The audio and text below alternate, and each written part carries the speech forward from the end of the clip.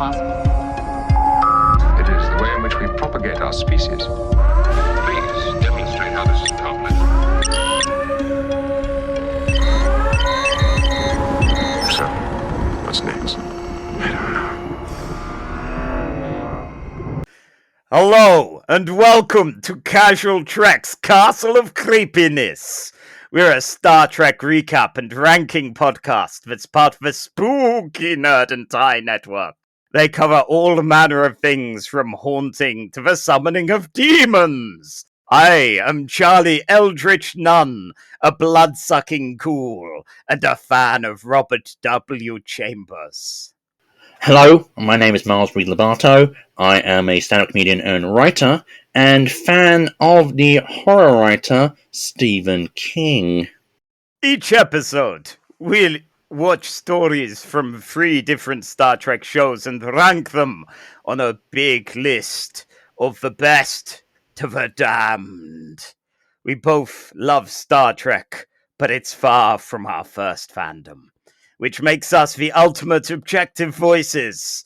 If you disagree, we will have to put you in a sore trap. We will find you and put you in the comfy chair and poke you with the pointy edge of the cushion. Okay, as fun as the creepy voices are, Yep. I can't do that anymore. I'm getting on in years. That's fair. So, Miles, are you a horror fan? I am a horror fan. In terms of like horror movies and stuff, I kind of dipped out in the Saw American Horror Story era. Then horror got very pretentious and, as the haters say, woke. And so I came crawling back. And actually, this last year, my lovely wife and I, she's been asking me to kind of show her more horror stuff. She's been kind of like opening out into horror, so we've been watching a lot. I've been showing her a lot of classic horror movies this year. And admittedly, in terms of John Carpenter's Prince of Darkness, not so classic horror movies. That's been part of the joy with horror I've found. As a kid, I had nightmares a lot, and the thing that broke me out of them was very much reading horror. And as a kid, I must have been, I don't know, like single figures age-wise, when my dad said, I'm fed up of watching children's movies, so at some point you want to watch an 18-rated movie. If you're going to do that, you'll do that with me. And we watched Alien.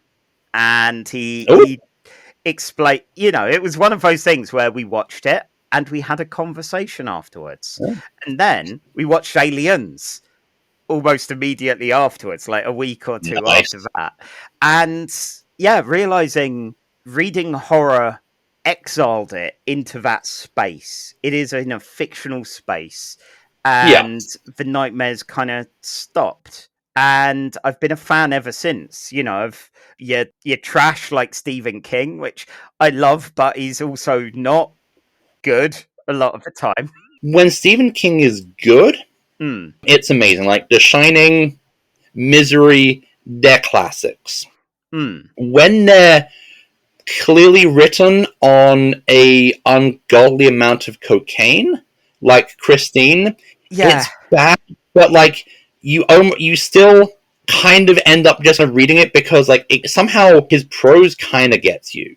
Like even though no one talks like a Stephen King character, and after like living in the Midwest, no one talks like a Stephen King character. It's kind of amazing, but also disappointing. Oh. It's great, but like horror movies, I started off with I blame Mark Kermode for, they had like on Channel 4, they had a weekend of films which were films which are formerly video nasties, which were illegal to show in the UK. I love telling American cinephiles about video nasties in the UK when like some films were more illegal than Class A drugs back in the 80s. Yeah, it was a weird time. And for me, I kind of I like spiraled out from Stephen King to old Hewlett-Packard Lovecraft and a lot of the older kind of things, you know, your Shelley, your Stoker, all of that kind of thing, all during my adolescence. And I mentioned Robert W. Chambers earlier, and the Yellow King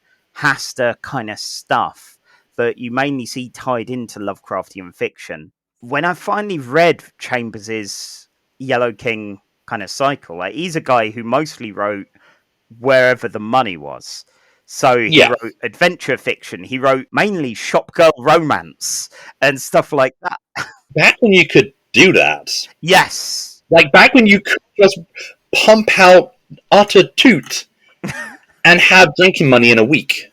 Yeah, but then the Yellow King stuff, Repairer of Reputations, all of that, it strikes exactly on my kind of Morrisonian fiction being real at the same time kind of style, you know. I love all of that. It's where I ran a big game of Yellow King set in Paris where everyone was art students, and the real and the art was kind of blending a bit, I don't know, like Velvet Buzzsaw and Black Swan and all those kind of things. Ooh, very nice. I do like me some Clive Barker. Oh, yes. I have been listening to audiobooks of the second volume of The Books of Blood. And then immediately, while I was at work, one book ended, and I was like, you know what, I'm just going to get book 3 right now, so I can listen to something called Rawhead Rex, which is about a dinosaur they dig up, and it's not, like, the thing I like about Clive Barker, like, some of his stories are, like, really kind of wonderfully psychosexual and really kind of evocative and beautiful in its kind of mixing of like sexuality and horror. And then you have Rawhead Rex, which is basically a 1950s B-movie with gore, with actual gore. Amazing. So we should probably press on, but before we do... One question. Yes. Where you've worked, did you ever have to wear a spooky costume? No, weirdly, for all the office work that I've done over the years and all the shenanigans, I have had ugly Christmas jumper kind of parade.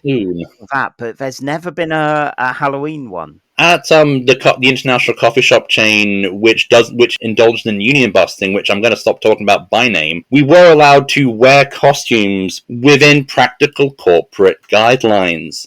And so most of the time, I went as a slutty barista, which is basically my usual work uniform. And as usual, I let my accent do the sexy. Okay. But at the new job, I am thinking of going as Hawkeye. Not the member of the Avengers, but as the gin-swilling womanizer from MASH. Will you need to bring your own gin? Yes. They won't let me take bottles of gin from the store. We've had discussion. That's unsporting, but I get it. You know, you've got to make ends meet. You gotta make ends meet. So yes, anyway, before we go on, what non-Star Trek spooky thing have you been enjoying since we last spoke? Oh, non-spooky Star Trek thing. Well, this week of recording, there was a screening of the new movie from the Mobile Suit Gundam franchise, Mobile Suit Gundam Cucuruz Doan's Island, which is a feature-length animated remake of episode 15 of the original show, which is notorious to Western Gundam fans because it's an episode so poorly animated, the director and creator of the show won't let there be an official release of that one episode. Oh. Until the animators are dead. Because it's notoriously off-model, it's kind of cheesy. My personal theory is that one night, Yoshiyuki Tomino got a phone call from the animators asking him to help hide a body. And he's just been resentful ever since. So this is a feature-length version of that episode? It is a feature-length episode of a 25-minute episode of anime from 1979. It is good. It is directed by the character designer of the original show, who also directed films such as Venus Wars. He does a lot of character design work from the 80s. It looks beautiful. The animation is gorgeous. They managed to expand the story to movie length in a way which keeps what makes the show work. And also, it has a goat. who might be the greatest new character find for Mobile Suit Gundam in the last decade, because it's a goat who somehow manages to decimate a collection of relatively skilled mecha pilots of the show. It's great. The film is fun. The music is amazing. And yeah, I love being able to see my favorite anime franchise on the big screen. One question. Does the goat get a Gundam? The goat does not get a Gundam. Oh. But it does get to scare the crap out of a Gundam pilot who has clearly never seen a goat before. So that makes him better than a Gundam, then? It's more terrifying than a Gundam. Excellent. Because the goat will end you. Well, yeah, as a goat should, really. Yeah. Yeah. And what about you? What is your non-Trek thing this time around? I may need to be stopped if I end up spending our entire runtime talking about this. I've started a campaign of a role-playing game called Trophy Gold, and I've run 2 sessions of it before, and it was my favourite game that I've only ever run 2 sessions of. I really enjoy the mechanics of it, and it's basically, and this is incredibly reductive to say, what if A24 made Dungeons and Dragons? That wasn't what I was expecting, because Trophy Gold sounds like a cigarette brand. It kind of sounds like a game about dodgy London street traders. And now I want an Only Fools and Horses tabletop role-playing system. Yeah. So Trophy itself is the name of a couple of different role-playing games. And you got Trophy Dark, which is kind of like high fantasy version of Annihilation. You're doomed adventurers going into a forest that doesn't want you there to take things that don't belong to you. And if you're lucky, you're gonna die. It's a tragic horror. It features amazing kind of body horror, weird kind of folk horror-y bits at times, and some wonderful scenarios for, new people each time, because the old ones are... That's Annihilation-esque. One of my group erupted into a giant stag made of plant matter last time that I ran it, so yeah. As you do. Yeah, usual kind of stuff. Trophy Gold replaces that Doomed with Desperate and turns it into a campaign where ultimately capitalism is the end boss, because you need to make money. You're an adventurer and you need coin because you've got a specific drive. It could be to re-earn your family name and heritage and all that. It could be become accepted by some weird celestial order, but ultimately you need money. And when you go out adventuring, when you come back home, you need to pay money. And this creates that drive of, why the fuck do adventurers go to the weird dungeons they go to? Why does any sane person go there? And the answer is, they don't. They're not doing it. It's these chumps who are.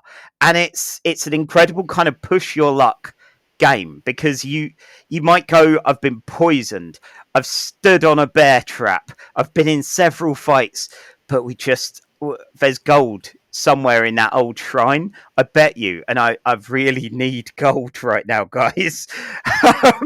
So yeah, it's been fascinating. My group have lost 3 characters in 3 sessions, and the best thing is, I was worried we'd have words at the end of the session and they'd go, it's not working out, let's do something else. But no, they've seen it as a challenge. Oh no! I think Trophy does this so much better than any other game, because you got that compulsive loop that, no, there's just 5 more gold, we can do it, we can press on. Fuck, I've lost an arm. Oh god, right, it's okay. This guy's becoming a weird insect, but as long as we can get him back home once we've got the money, that's fine, we'll fix it. All I'm hearing is Dungeons and Dragons for the gig economy. Yeah, that kind of thing, but with the aesthetics of your Midsommar and your Green Knights. Yes! Oh my god, yeah, I rewatched The Green Knight before running this, and it's so good. I saw Midsommar in cinemas. Basically, one of my co-workers went to see it, and I asked him how it was. And his review was basically the word fuck. At that point, I knew I had to go see it. Yep. When the film ended, that was I basically shouted, "What the fuck did I just watch?"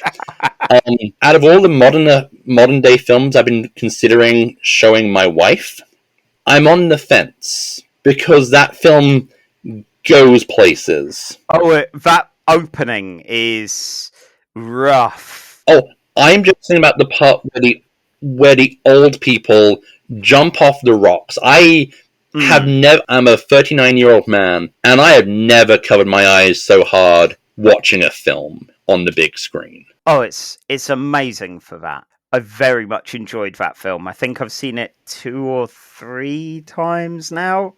And yeah, it's brutal and fascinating and gorgeous to see. And yeah, if you ever want a role-playing game with that kind of aesthetic and style, Trophy Gold's got you covered, you know. And then the day after I saw Midsommar, I watched The Lighthouse. Oh! The Lighthouse is amazing. It is. It's so good. Like, The Lighthouse is watching 2 amazingly good actors. And that was a film that convinced me that Robert Pattinson was up to the challenge of wearing the mantle of the bat. Yeah. Watching a film where Robert Pattinson fucks a mermaid. Again, a wonderful film. Horrifying in so many ways, but really good. Anyway, this is not a horror podcast. It's just a horror-themed episode of a Star Trek podcast. And with that in mind, we've got 3 ghoulish choices for you, the listeners at home. And we're going to start off with literally the episode I think of when I think horror and Star Trek. This is one that it was interesting to revisit for the first time, possibly since it aired, actually. For me. This episode was one that actually, I turned it off when I was a kid. Oh. Because spider. Yeah. Because giant spider. So the episode, in case you couldn't guess by the giant spider, is the Next Generation's Season 7, Episode 19, titled Genesis. After the band, I assume. It was very daring of Star Trek to get Phil Collins to play a giant spider.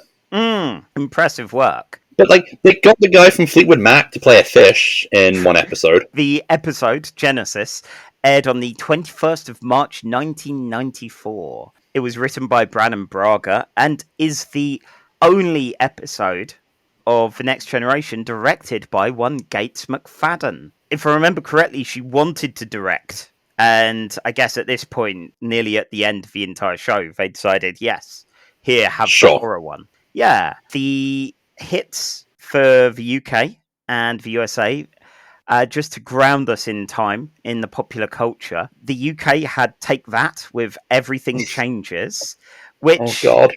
I'm not a Take That fan. I vaguely think I remember that one. Be honest, Charlie. Were you an East 17 fan?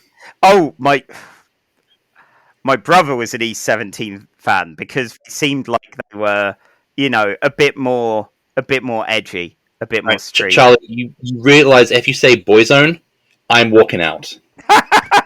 No, God, this is me at 13 and moody and angry as hell. So I was Tom Waits and fuck all the rest of it. No, be honest. You were singing "Spice Up Your Life." Anyway, moving swiftly onwards, as my ability to enjoy the shit music of my youth only came in my late 20s.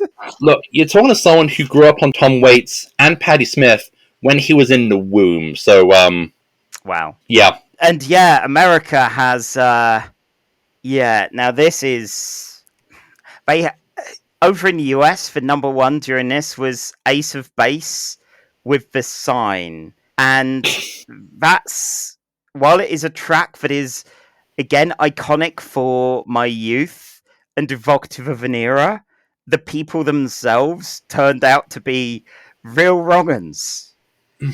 It's, oh no. Yeah, like proper, like weird fash kind of stuff with a lot of their things. And really?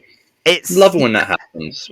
Oh, but we're not here for that kind of horror. No, I just catastrophize when and listen to It Could Happen Here regularly to catastrophize about those kind of things. This is for the glorious escapism. So I need a 5-minute timer, and I've written way too many notes for this. And engage. Okay, great. So, Genesis. We start with Riker being up to some shenanigans with a woman in an arboretum, which led to him having some cactus barbs in the back. He says, all while he was getting it on with a woman there, and he's really cool, honestly, he probably got shoved into them or anything like that, which, At the same time, Reginald Barclay, who we've not seen in this show before, he's been Googling symptoms, which you never do, not if you're him. Reg Barclay would be on WebMD all the time. Yeah, he's basically been on the Starfleet version of WebMD. He thinks he has literally every disease known to man,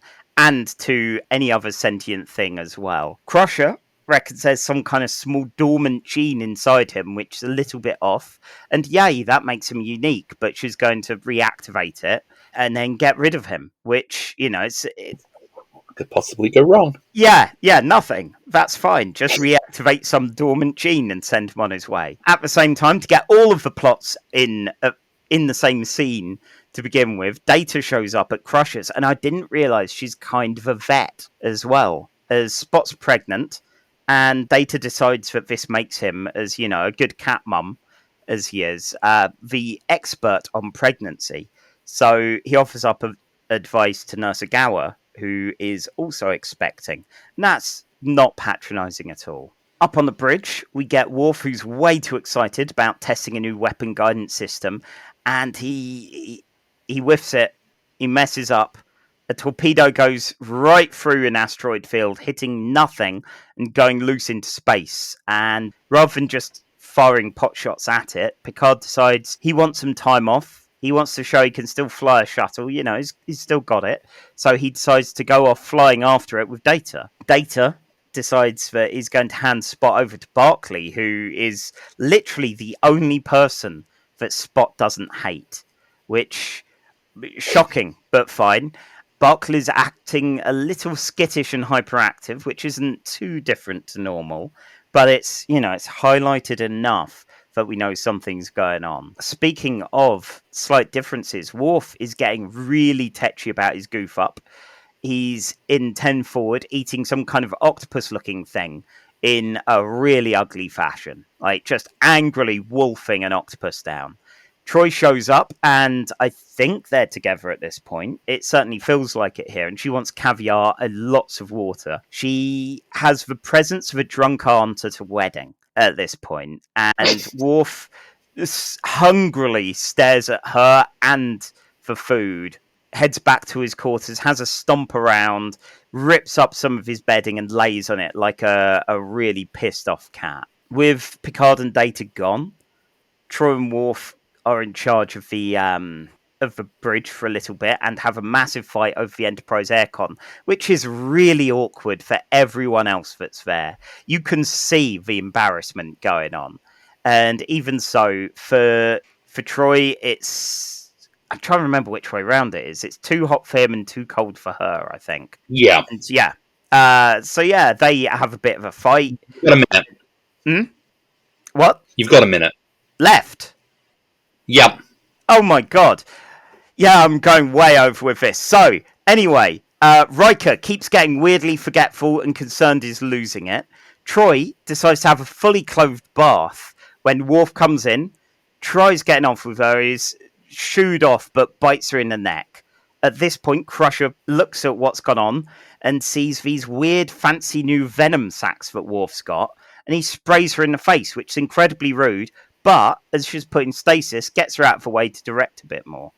I assume that's why all that happened. Dwight Schultz does some amazing cartoon lizard insect posing over everything. He is a joy to watch, and Riker's suspicious about it, but he can't remember how to call in an emergency.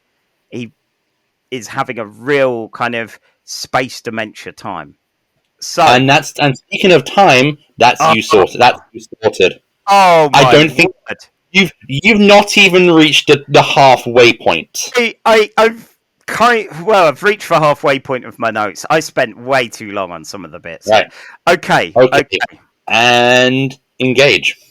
3 days later, Picard and Data are done with their joyride. 3 days hunting a missile. Weird. Fine. Okay. They've come back. No one's talking to them on the comms. The ship, it's all wonky. Now, I know what's direction in space anyway, but the cameras let us know something's a bit weird. They board. All the lights have gone down to creepy mode, and there are animal noises and some human-sized piles of shed skin dotted around. They decide to head over to Troy's quarters, and she's become a kind of weird frog creature. They head up to the bridge, and Ensign Doan has been killed, with his spine snapped in 3 places, but considerably placed back at his workstation. Riker's gone all caveman in Picard's office, and is trying to attack his fish. Fine. It's not going well, though. He's not very good at it and is easily knocked out. Data realizes the crew's de-evolving and that some kind of T-cell got unlocked, and ancient genes that people evolved past have been unlocked. Wait, hang on. The T-cell has been unlocked and has formed a kind of virus. A T-virus. Oh, should you say. Why, yes. And I was very proud of that. Good work. So yeah, the good news is this is a virus. This is something that they can figure out a cure for. The bad news is Picard's infected and is going to become a lemur. Why a lemur? I don't know. Both of them... Everyone knows Finch descended from marsupials. Yes, yeah, exactly that. So yeah, the pair are actually really quick to sort out a solution. They find Spot has given birth and her babies are unaffected. Unlike Spot, who's become an iguana somehow. I lost my crap at that jump cut because there's like no effort at all to like some kind of lizard hybrid. It is almost like a comedy beat. It's amazing. The good news is they need some kind of gestating human. And the baby will be immune to the T-virus as well. And guess what? Nurse Ogawa's got one of those. So yeah, they find her and she's kind of like Planet of the Apes out a bit. And they get freaked out by Barclay, who's a Spider-Man. Not Spider-Man, but a man who's a... Man-Spider. He's Man-Spider. He's only seen really briefly, but you can tell why he's the face of this episode, because it's really cool looking. While all the silencing happens, Worf starts banging on the door. They are very sparing with us seeing him, but when we do, he's got some kind of exoskeleton and he's after Troy's pheromones.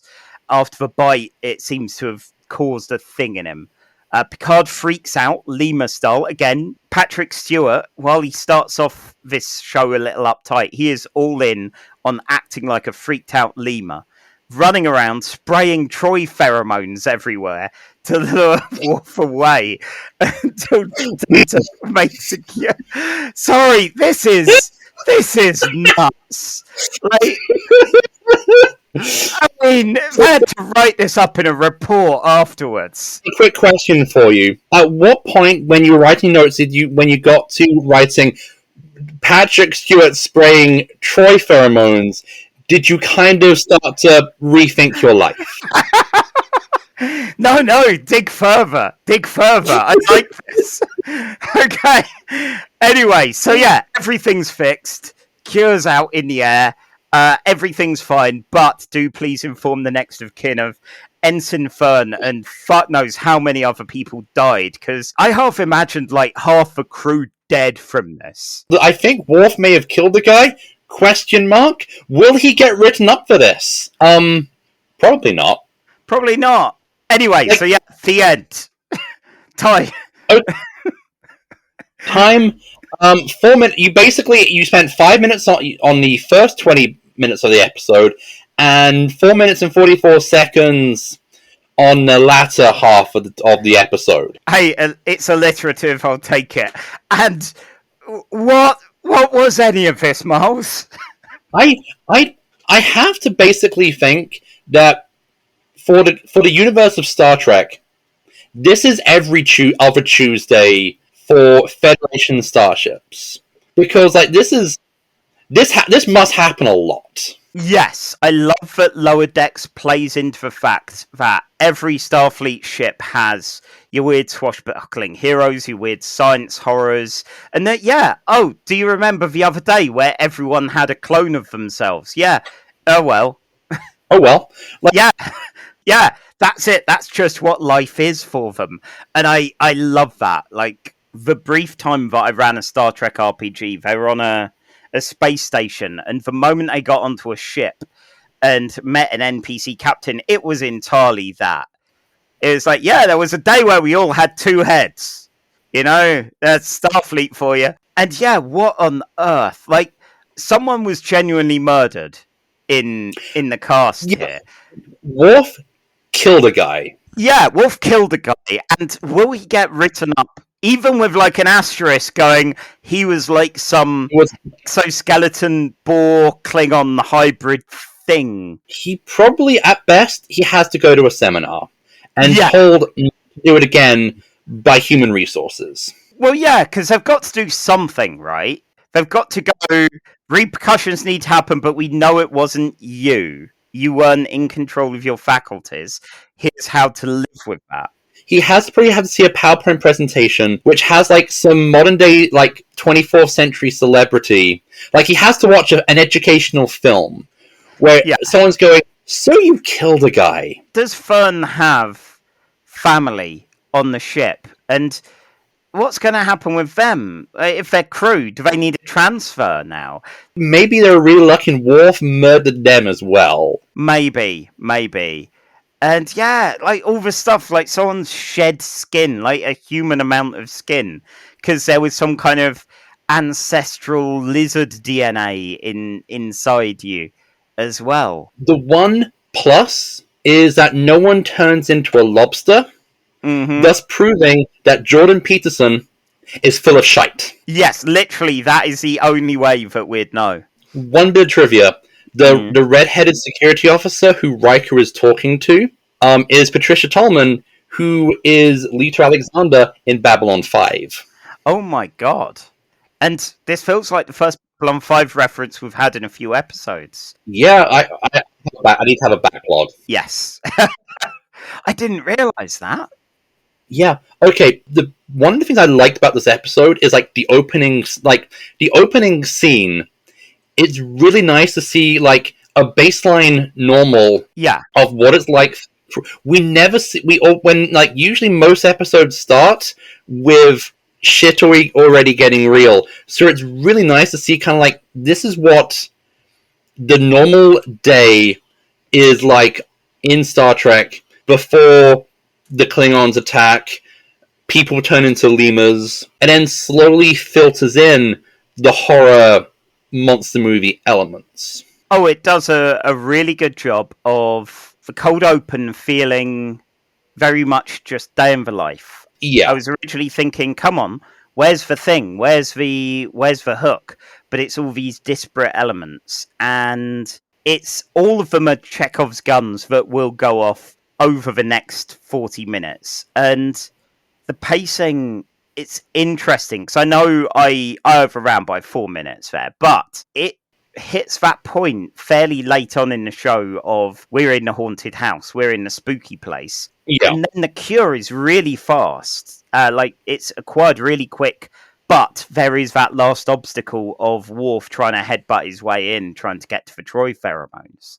Which, it's really interesting, the pace of it all. And I'm used to thinking of Brannon Braga just as one of those people, along with Rick Berman, that kind of caused a lot of homogenous Trek stuff, and that a lot of Trek was good in spite of the kind of the guys in charge. But this was a good, well-written one.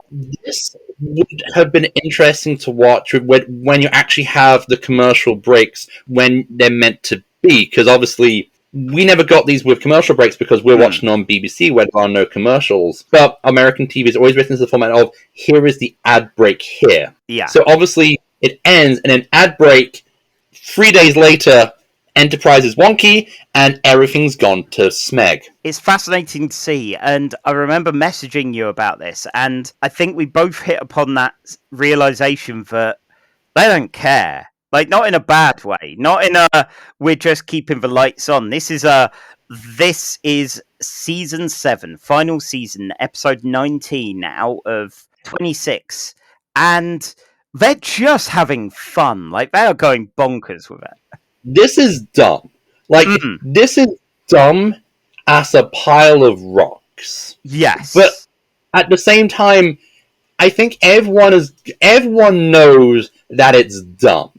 But everyone's like, okay, this is stupid, but we're gonna commit. Like, I like how they really try to, like, make it feel atmospheric with the lighting.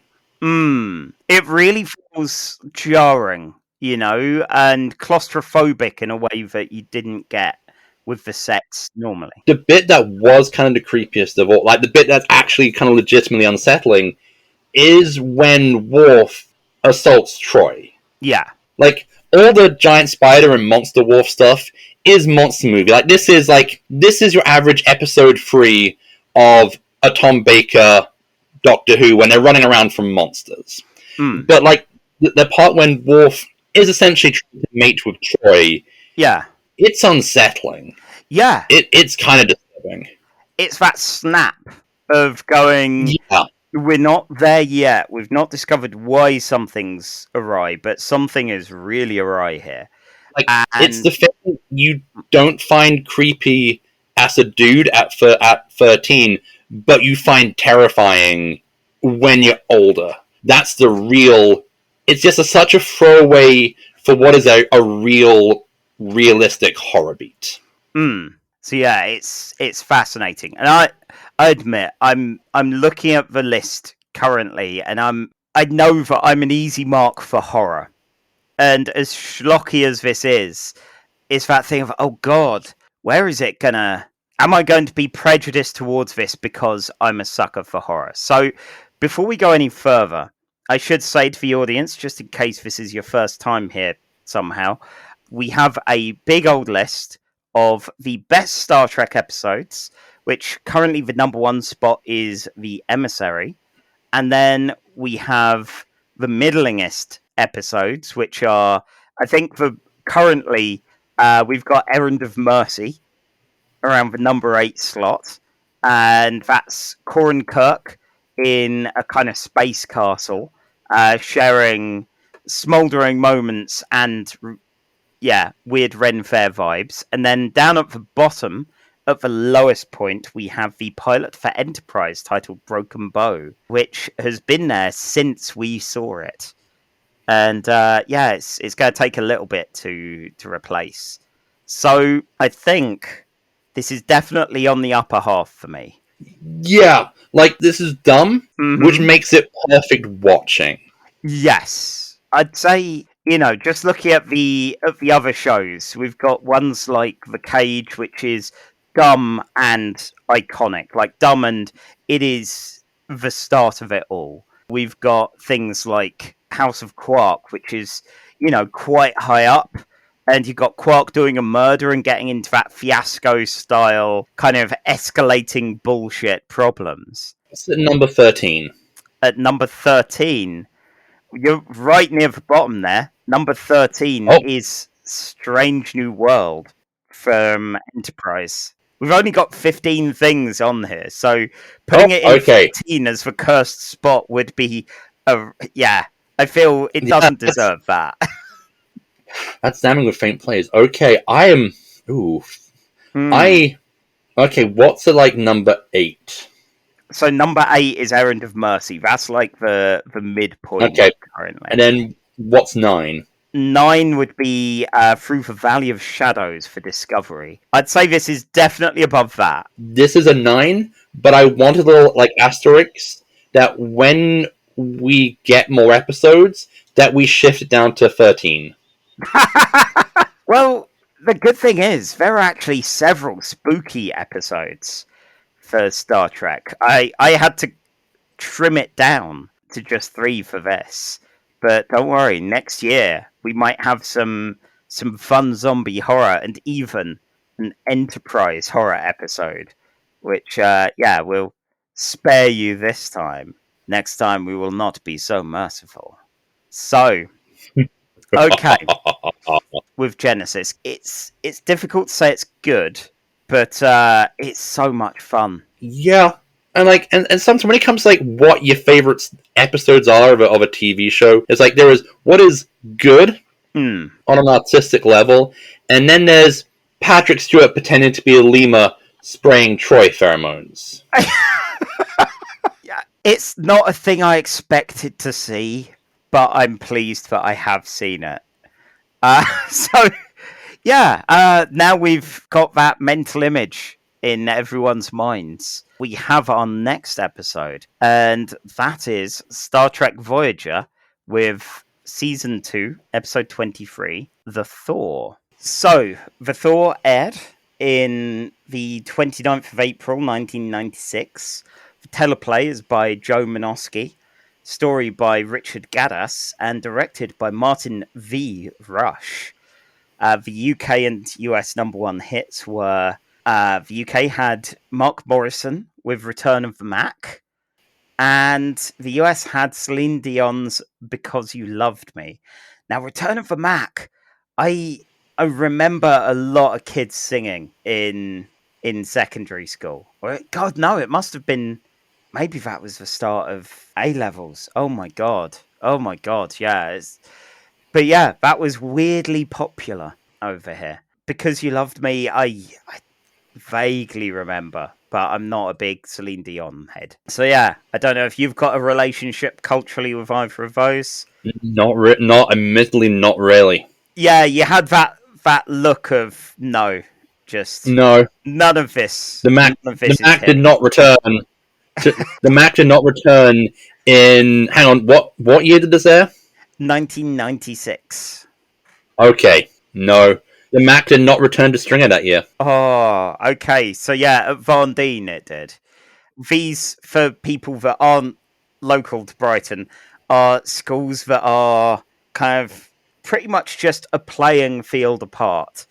And had a good amount of rivalry between them, to the point where when I ran a Buffy RPG set there, the Hellmouth was in the point between those schools, just to dial up that rivalry and that enmity. Oh, and the sport, that would have been the sports field. Yeah.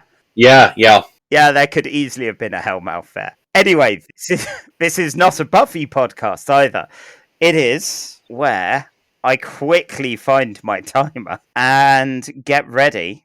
So, Voyager, you're going to educate us all on what exactly the Thaw is, starting now. Right. The Thaw opens with Harry Kim practicing clarinet because he's got a hot date at some point. Doesn't he have a girlfriend back home on Earth? What happens in the Gamma Quadrant stays in the Gamma Quadrant. Lieutenant Next Door Neighbor is banging on the wall because he does not like it. But, it's okay because he and Tom are called to the bridge because the plot's got to start. They discover a planet which 20 years ago was a huge trading port according to Neelix, but the planet was devastated by solar flares causing a severe weather shift. As they arrive, they receive a message from the planet telling everyone that they're out for the moment and we appreciate the attention, but don't call us, we'll call you. They discover a cryo-suspension system and promptly beam it on board. Team Voyager discover that 2 out of the 5 or so people have died in suspend animation. Sadly, they can't unplug them from the system without killing them.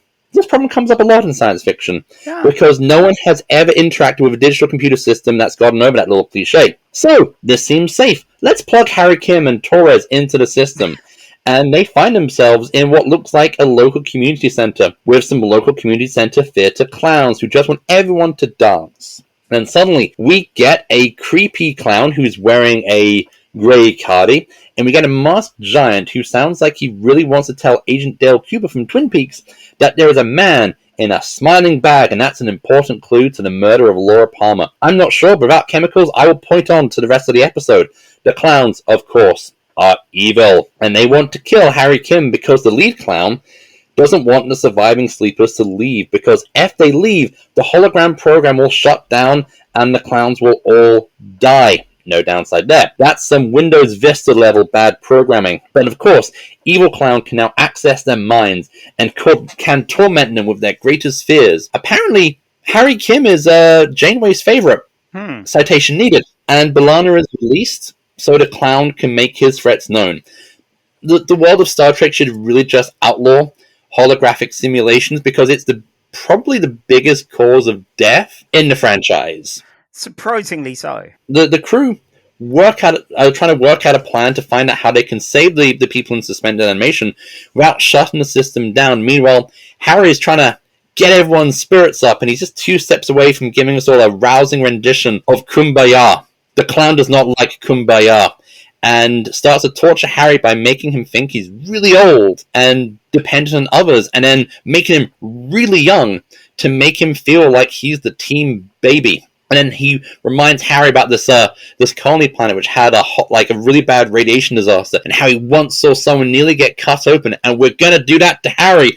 But then the Doctor arrives. Not Tom Baker or Peter Capaldi, but the Doctor, who they basically just set up a USB connection between the Voyager and the suspended animation, and the evil clown can't access the Doctor's programming because he's not real, so he can't play on the fears that this guy doesn't have. The Doctor tries to negotiate with the clown to let the hostages out using a synthetic brain to keep the program going, and the clown says no, and promptly kicks the Doctor out. Janeway plans to engage a rescue mission, going off a choice remark from Vyorsa, one of the colonists who was in suspended animation, who designed the program, which should in effect not remove the hostages from the program, but remove the programs from the hostages. While the Doctor is negotiating again, B'Elanna works on trying to implement this plan, but the clown discovers what's going on and locks him out and prepares to punish Vyorsa by doing to him what Cromwell did to King Charles I by turning his head into a novelty football and thus killing him in real life. Janeway capitulates and allows the clown the victory for now. The Doctor sends another message to the clown, telling him that Janeway will shut everything down and risk everyone's life in order to just get this done. We have to wrap this episode up soon. They come to another negotiation. They'll free the hostages in exchange for letting one hostage remain, but the caveat is that one hostage will be Janeway herself. The clown's like, okie dokie, and Janeway is plugged in. So close yet so far. I was worried that after last time you'd just hit under the limit every time and I'd get increasingly longer with my descriptions. But no, there we go. We have 5 minutes. So, plug in Janeway. Let's go. Janeway is plugged in and she turns up being utterly done. And she is not playing around with the clown's BS. As Kim and the other hostages depart, Janeway lets a little tiny tidbit drop. She's not actually Janeway. What they've done is they plugged Janeway's brain into the system so the clown can read her mind, but they've not put her in suspended animation. So what he's actually been talking to is a digital Janeway, and she's actually awake and just kind of looking again done with all this. So now that all the sleepers have left, they can shut down the program safely, and Holo Janeway starts just laying into the clown, just saying that she's a Starfleet captain and that all fear will eventually be conquered, and telling the clown that he knows that inevitably fear will always be conquered, and as everything fades out, the clown admits that he's afraid, and Janeway just basically goes, good. And as it all fades to credits, the clown just has one last word. Drat. Yeah, what an episode. Like, I love how much Janeway is the give no fucks captain. I haven't rewatched a lot of Voyager. Yeah. But this was a good because like the moment when Janeway just arrives in the program at the end, she's done. Yeah, she is awful done, and it's great. She is bullying the shit out of that clown. So yeah, that was 1 minute 24 overran, which, you know, isn't much. With Janeway's arrival there, that was very much like at the end point of this. I liked the Doctor as hostage negotiator. but you just need Janeway to bully the kind of weird Matrix clown. Janeway just needs a cup of coffee in her hand as she beams in, just to enunciate how done she is with all of this. Now, I know, like a lot of the popular culture, you get the inevitable re-examinations of things like, the prequels are good, actually. I mean, they're not, but fine, whatever. Or, Enterprise. Kids are getting into Enterprise now that it's on streaming and all that. And that's, again, from what we've seen so far, doesn't feel entirely earned. But the re-examination of Janeway over the years through, memes and people rewatching the show and going, oh yeah, she was hardcore. Like, we all know about Sisko and a lot of the difficult moral decisions that he makes, and Picard and a lot of the lofty philosophizing and all that. Like, Janeway wouldn't have the difficult decisions to make. She'd just do it, She'd be like, oh, he's dead already. It's fine. Janeway's the kind of person who, if you gave her a gun and told her to shoot someone for the greater good, she'd have shot him before you'd even finished the sentence. And this, even though it's not a focus on her, she is, kind of a B player in this episode. It's still pretty cool seeing her in action. Like, the moment she turns up, like, the entire... Like, I didn't really like this episode. That's fair.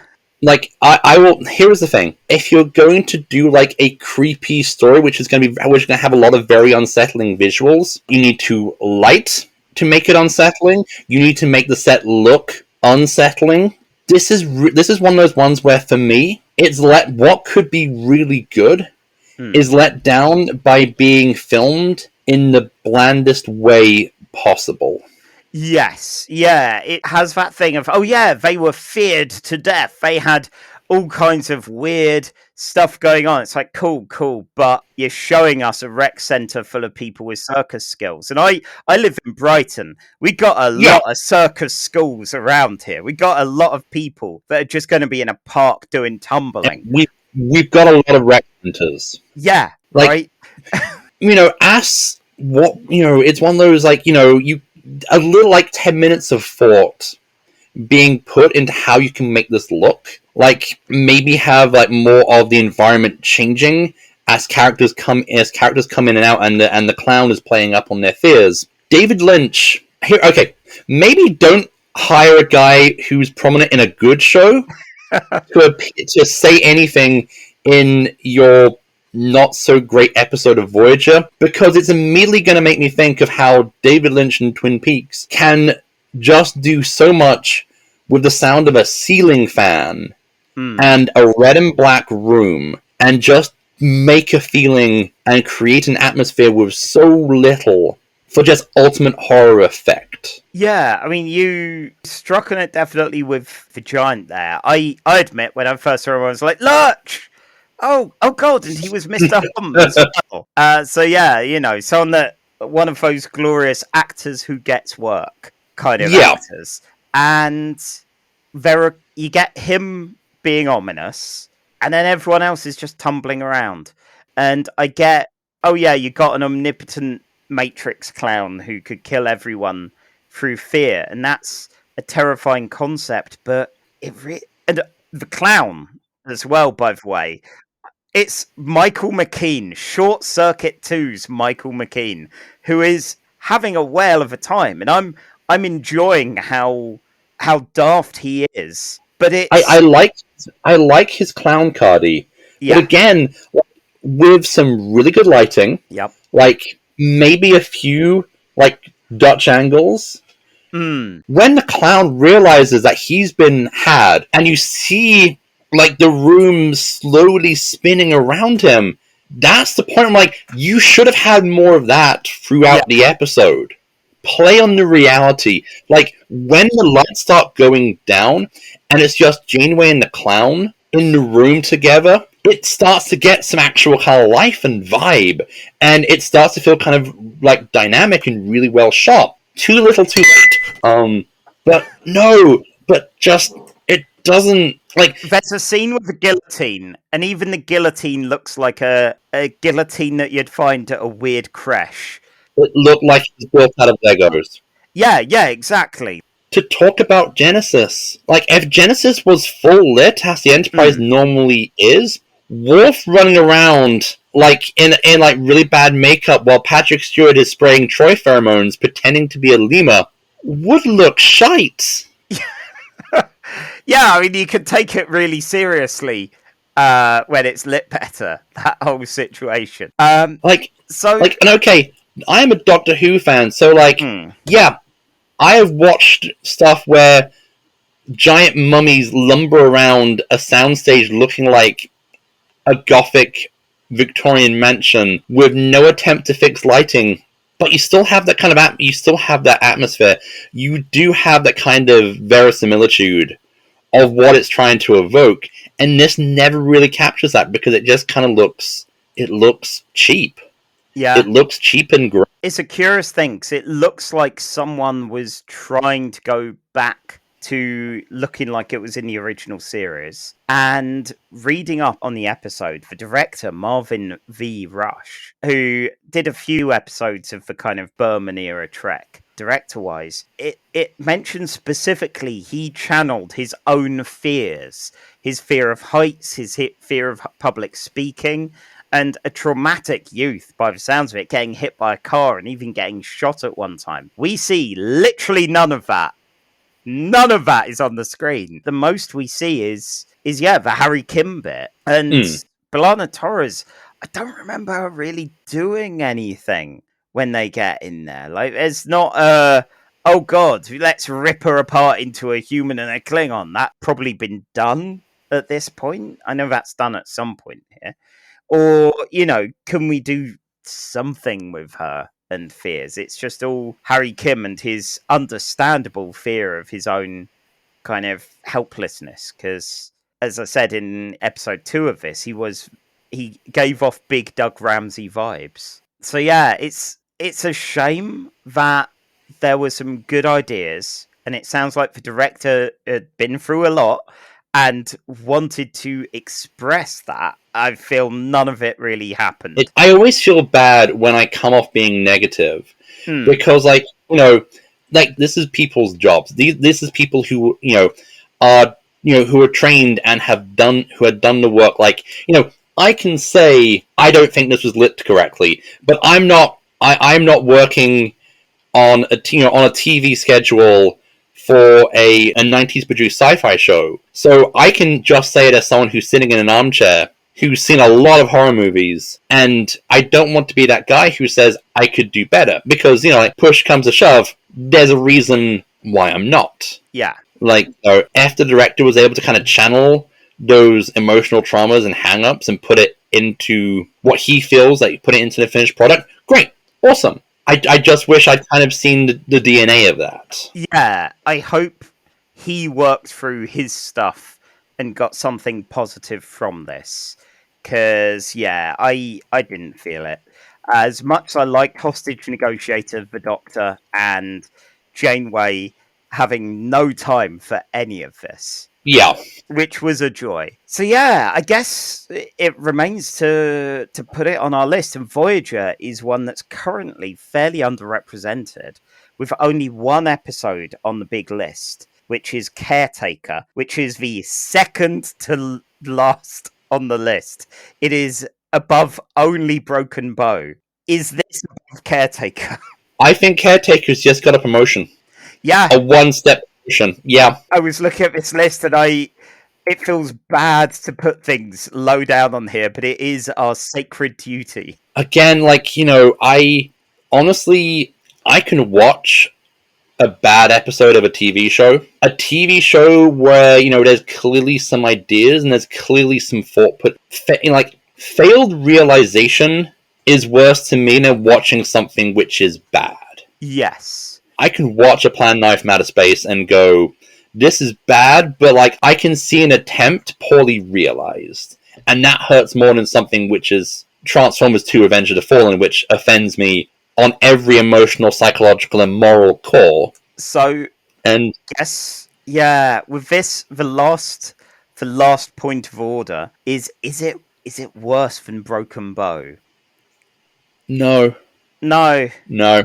No. I like the sets on Broken Bow more, but we're going to see those for like 4 seasons of a show. I will probably be more likely to rewatch this episode without someone threatening my cat. Yeah. Broken Bow may have to involve some intense cat threatening. Okay, so it is now at our number 16 spot on the list. Broken Bow is undefeated as the worst Star Trek we've experienced so far. And to be honest, I think the next one isn't going to be anywhere near that, but we'll see. So our third and final episode of our spooky selection is Star Trek The Original Series, Season 2, Episode 7, titled Catspaw. This aired on the 27th of October 1967, written by Psycho's own Robert Bloch. Psycho is my favorite movie of all time.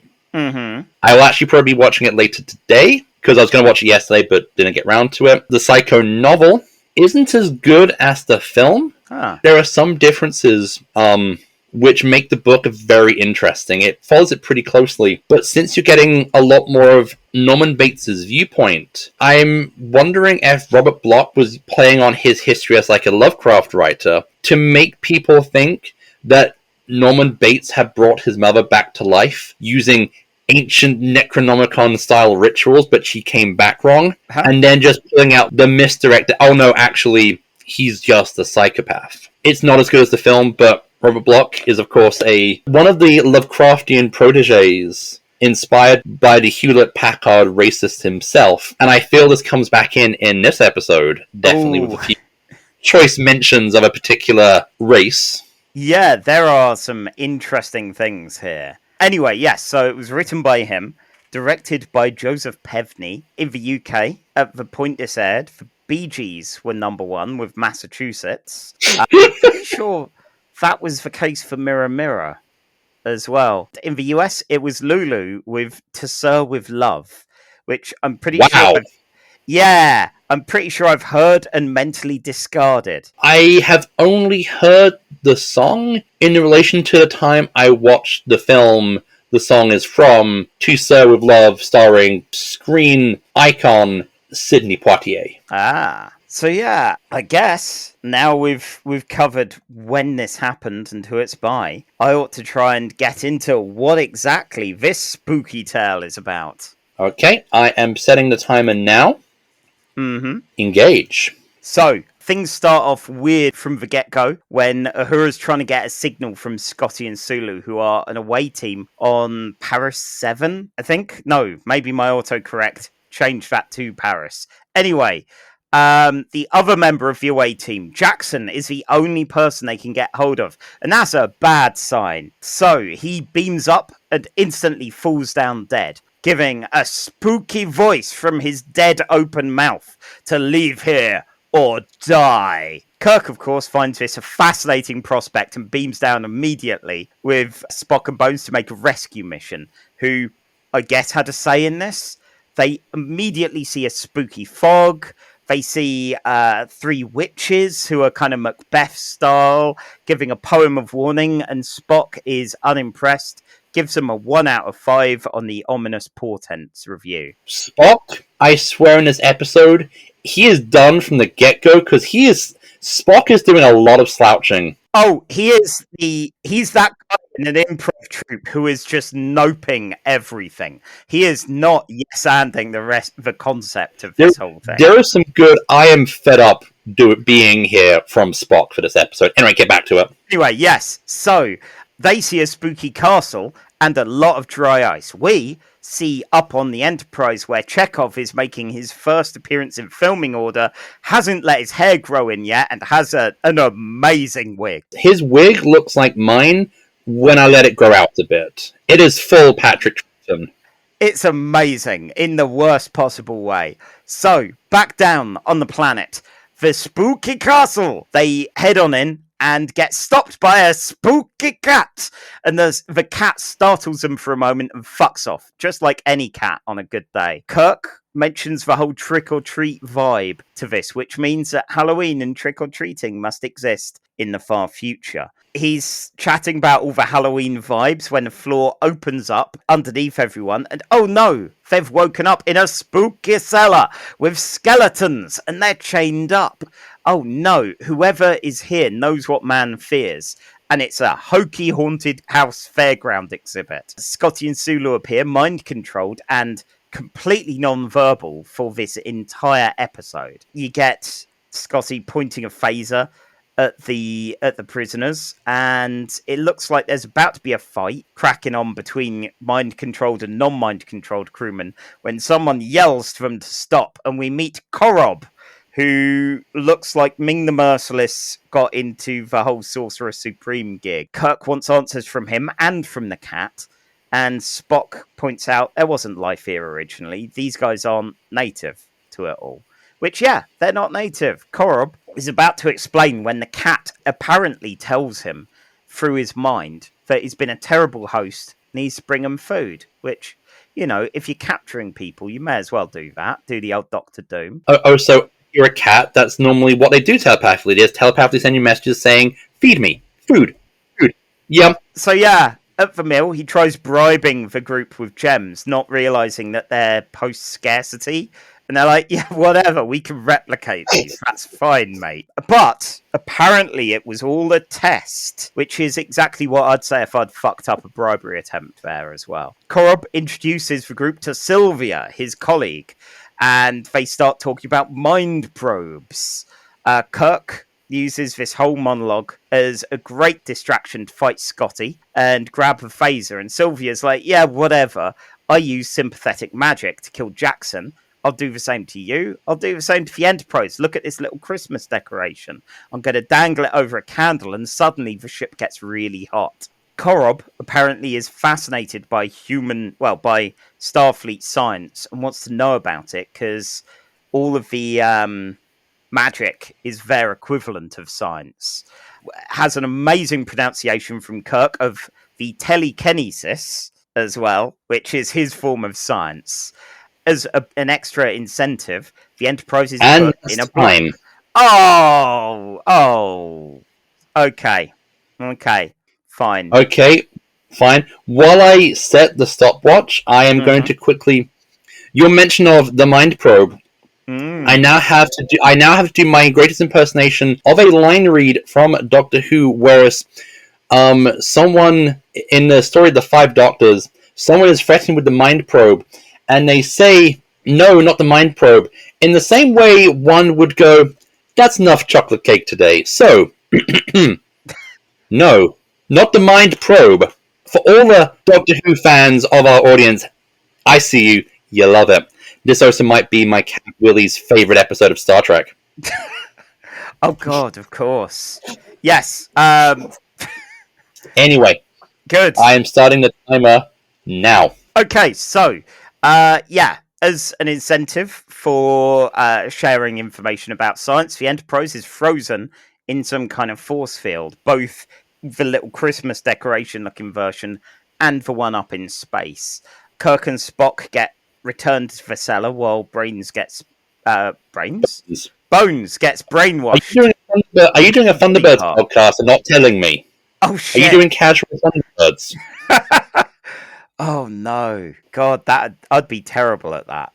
So yes, anyway, during all this, Spock mentions his theory that there's a kind of genetic human subconscious that contains all knowledge of things like ghosts and ghouls and all the Halloween bullshit. And that's how the castle got made, and the spooky cat, and the skeleton cellar, that we've all got it in our minds, like the Assassin's Creed genetic history kind of thing, that somehow some bland loser in the present knows about what it was like to be in the Middle East as an assassin in the past. I think what's actually happening is that Spock has read Jung and Joseph Campbell's The Hero of a Thousand Faces, and is just trying to subtly crowbar it in to show off. Because that's what I would do in this situation. If he hasn't, Block definitely has.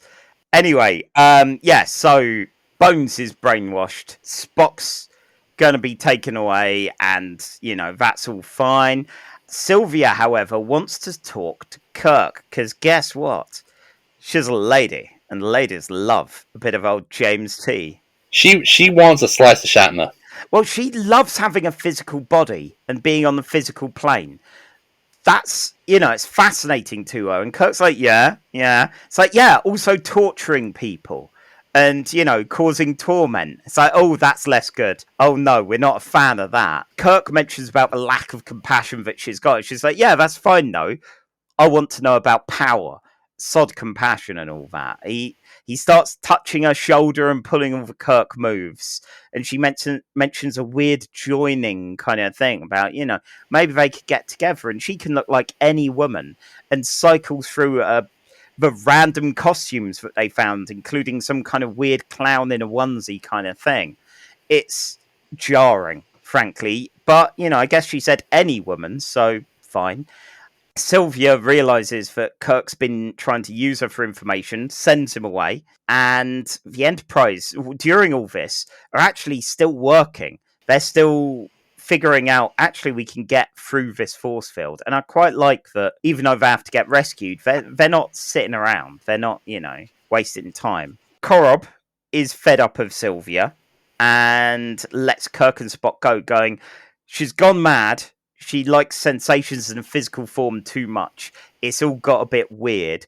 Also, giant cat. Like, she is also this giant cat. Cut to a regular-sized cat on a small set, which is wonderful to see. It's proper Kitten Kong kind of mode.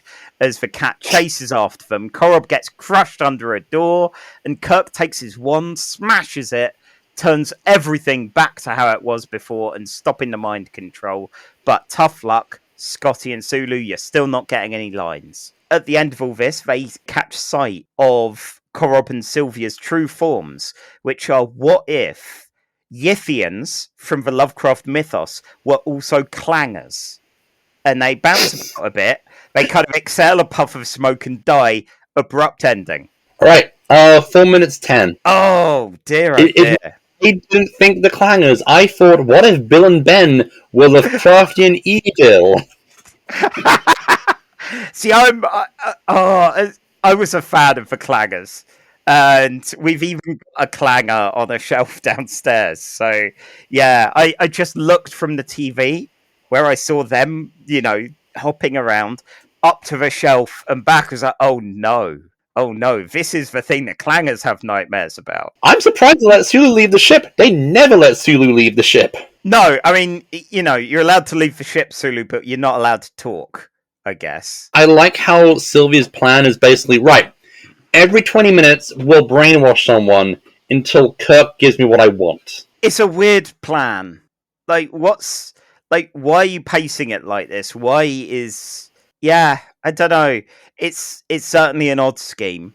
And the idea of these as kind of old gods or servants of old gods who are figuring out what the physical realm is interesting, but it is very 1967 TV show kind of version of it. Given how much Star Trek is always about, you have humans becoming godlike beings and going crazy, it's really nice to see a show where you have godlike beings become human and go, actually, I really like the squishy bits of being human. You very rarely get that reverse. I'm sorry. My cat has come up to me. Clearly he knows I'm talking about the cat episodes of Star Trek and is demanding scritches, which he told me telepathically. Of course, as spooky cats tend to. Yeah, I liked all the goofy Halloween stuff, and Spock's whole weird, yes, you've got this ancestral memory, which combined with Genesis having, there is an ancestral part of you that is a spider. It says some things about man, with these episodes, and what we contain inside us. Kirk really wants us to believe that he cares about Jackson being dead. Yes. I was almost very excited. I was hoping that we would get the first He's Dead Jim of our podcast. I was like, come on, say it. But no, sadly, we just get the man is dead. Oh. One day we'll get a He's Dead Jim. Bones is edging us here. And Bones is edging us with a good He's Dead Jim. Oh, and he doesn't get a huge amount to do aside from that, really. This is definitely Kirk and Spock encounter some Halloween flavored bullshit, and Spock, as I said, he no-sells the entire thing. He's frankly bored of a lot of it, and is must have other places to go and things to do. I guess Vulcan Halloween's a bit different. Who knows? Vulcan Halloween would be the worst. It really would. Because they would all be wearing the same they'd all be wearing the same costume. The optimal costume, and obviously. They'll all be dressed as Romulans. Oh. Or they'll be dressed as humans. Like, they'll dress as humans, and they'll all be dressed as the same human. Is it Kirk? It's no. It's Archer. They're all dressed as Archer. Oh. they're all dressed as Scott Bakula. Oh God, it's him. They've dressed as him, the racist. He's gonna pretend to be all folksy and make like that covers up for his hate crimes. For the casual race, a lot of tuba music in the soundtrack this week. Yeah, I enjoyed that. To be honest, where we were saying the Thaw felt like it looked rubbish, it looked bad. This had a look to it, but it was charmingly goofy. It wasn't scary, but it was House of Horrors kind of. This is 1960s. This is Batman 66 levels of camp creepiness. Like, you can almost imagine, like, in the next room, Adam West and Burt Ward are punching out, I don't know, Vincent Price, who is playing a Vincent Price was actually in Batman playing Egghead. But, like, you can almost imagine, like, Batman and Robin punching out, I don't know, who is, like, a good Halloween, like, the Scarecrow. Yeah. On, like, in 2 days, like, you gotta... Corub and Sylvia, you could easily see double shifting it, going, right, we're done here, run over to the Batman 66 set. So, I mean, I enjoyed this. The plan was stupid from Sylvia and Corub. From what I've seen, it felt like Corub was on task, on mission, go, let's recon what the physical realm's like. And Sylvia was instantly infatuated with it. But I liked that she wasn't, show me this thing called love. No, she was like, yeah, it's fucking great when you can rip a person apart. So, oh no. She's taking the bad lessons. Oh no, I've had dates like this. Yeah. So yeah, it was interesting seeing that. I guess there are some bits of doing a Starfleet. Like Kirk, despite a woman that can appear as any woman, seemingly on shuffle, still manages to go, no, we need to keep things Starfleet. You killed Jackson, and we do care about Jackson. We honestly care about Jackson. Yeah, for this hour, we care about Jackson. Please do not ask in an hour and 10 minutes. They try and the last line is basically, Jackson didn't survive. And like, okay, Robert, I commend your attempt to try and inject some pathos, but we just saw Lovecraftian clangers. You could have just, like, you know... Your argument is invalid. We saw weird clangers and a giant cat, like, not an evil giant cat, a house cat trying to pour through a doorway, then, like, put onto, I guess, like a green screen or something. Like, this is just a regular cat that's pursuing them. And again, I love that. I love how goofy it looks. It would almost be dark, like Garth Marenghi's Darkplace. Although, with Garth Marenghi's Darkplace, it would actually just be a cat on the regular set. The first episode did have a cat psychically going, leave! And just leave! Yeah, while it's a shame we didn't get voiceover from Sylvia as the cat going, this is incredibly rude, you should send them to a meal. I get it. You know, it's fine not having that. You want to have the sense of Sylvia's actually was the cat all along. So, yeah, it was a very daft but very good fun episode of the original series. As far as how good it is, though, we do have our objective list of all of the Star Treks. We got a few here. Like, is it... I think Caretaker might get 2 promotions in 1 episode. Oh my god. Really? Are you putting it that low? I don't know, it was fun, but again, I think this is good for me. Like, I get my feeling that, it's something I'd probably put it on a Halloween party. Like, you want to put on something which is kind of spooky. It's not going to be, you're not going to put on Genesis. Yeah. At a Halloween party, either episode or group. But I don't know, if you want to show something spoopy that's not spooky, I don't know, it might be Catspaw. Oh, this is definitely the spoopiest of the 3 we've seen. This is the spoop track. So, you're saying this is worse than Genesis was. No, I'm saying it's better than Genesis. I'm saying it's not as good as Caretaker, but it's better than because Genesis is all the way up at number 9 out of all these. Oh! Yeah, Caretaker's 3rd from worst. Oh, damn. So... Okay, so I think Caretaker might get in that case, Caretaker might get knocked back to its original number by putting it above Caretaker. So, above Caretaker, we have Strange New World, where Trip gets more racist than usual by hallucinating pollen. Is this better than that? Because I think it is. Yes, it is. It is. Is it better than the whole Captain Killy thing from Despite Yourself? Oh, yeah. Okay, now we're at my favourite "is this better than" question. Is it better than Encounter at Farpoint? So many have tried, so many have fallen. Why do you make me do this? So, you're basically saying Korob versus Grappler Zorn. Yeah, they're both wonderful. I want to see them cross This over. Is a grudge fight. This is the ultimate grudge fight. Who would win in a fight? I mean, it would be Korob, to be honest. Eldritch being over a guy what enslaved a UFO. I think both occupy a similar space for me of I wouldn't go out of my way to watch them, but I would watch them. Yeah. Above Encounter at Farpoint, we've got Matter of Honor with Riker's Klingon work experience, which I think is better than this. You got your weird bacteria plot. You've got all the fun with Riker going a bit Klingon with things. So yeah, that means I guess it is that stickler of is this better than Encounter at Farpoint? That would make it. I mean, no matter what, this is our lowest rated original series episode. So Spooky Castle wins over 80s Mall for me. Yeah, definitely. I think the supporting cast is stronger with Korob and Sylvia. Which, what a pair of names, You're an Eldritch being. What are you calling yourself? Korob! What about you? Sylvia!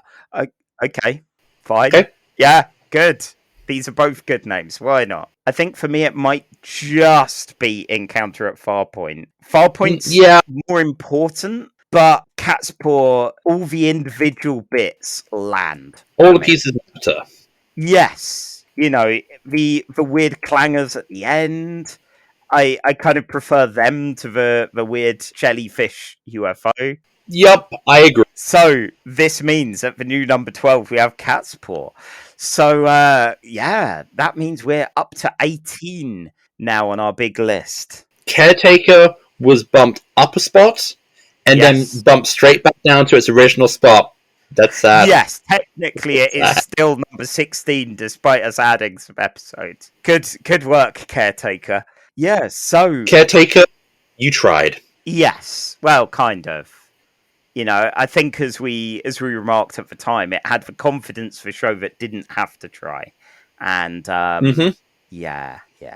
Right, so, with that done, we just have a couple of things to wrap up with. So, you can find me over at skyshark.itch.io for my comics and... most recently, some RPG content that I've been putting together.